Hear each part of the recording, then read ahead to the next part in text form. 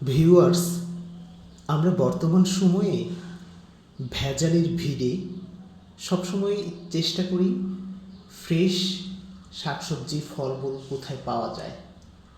আর আমরা বাজারে যেই ফলগুলো দেখি সাধারণত মনে হয় যেন কেউ মেডিসিন দিয়ে রেখেছে বা দীর্ঘ সময় নষ্ট হয় না।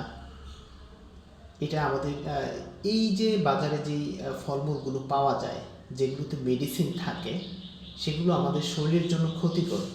তাই সবাই আমাদের সবসময় একটা দৃষ্টি থাকে যে আমরা কোথায় ভালো ফলমূল ফ্রেশ ফলমূল পাবো। আমাদের দেশের গ্রামীণ বাজারগুলোতে এই ফ্রেশ ফলমূল এখনও পাওয়া যায়।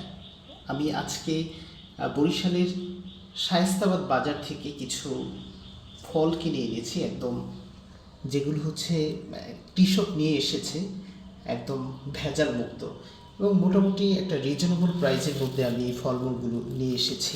এই যে কাঁঠালটি দেখছেন, এই কাঁঠালটি মাত্র হচ্ছে আমি 40 টাকা দিয়ে নিয়েছি। যদিও কাঁঠালটি একটু ছোট, তাও একদম এই যে কৃষক নিয়ে এসেছে এবং একদম গাছ পাকা কাঁঠাল হচ্ছে এটি।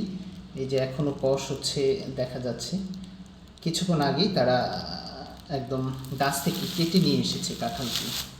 এরপরে এই যে আম দেখছেন, এই আম মোটামুটি রিজনেবল প্রাইসেই পেয়েছি। 2 কেজি আম এখানে হচ্ছে 120 টাকা দিয়ে নিয়েছি। একদম কৃষক তার গাছ থেকে নিয়ে এসেছে।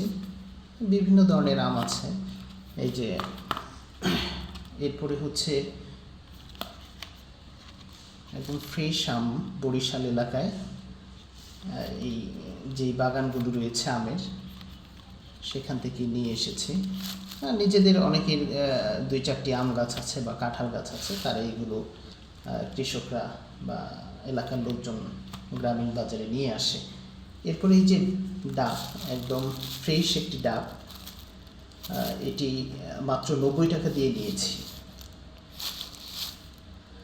এরপরে এই যে দেখুন কলা, একদম গাছের ফ্রেশ কলা, যে যদি কলাটি ভালো হয় দেখা যায় একসাথে কলা কখনো পাকে না, কিছু একদম গাছ পাকা কলা।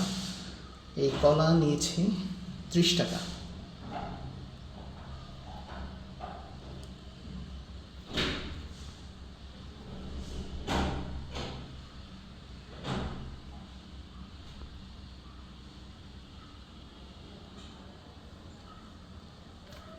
তো যেটা আপনাদেরকে দেখাচ্ছিলাম যে এখনও আমাদের এই গ্রামীণ বাজারগুলোতে ফ্রেশ শাকসবজি বা ফলমূল পাওয়া যায়।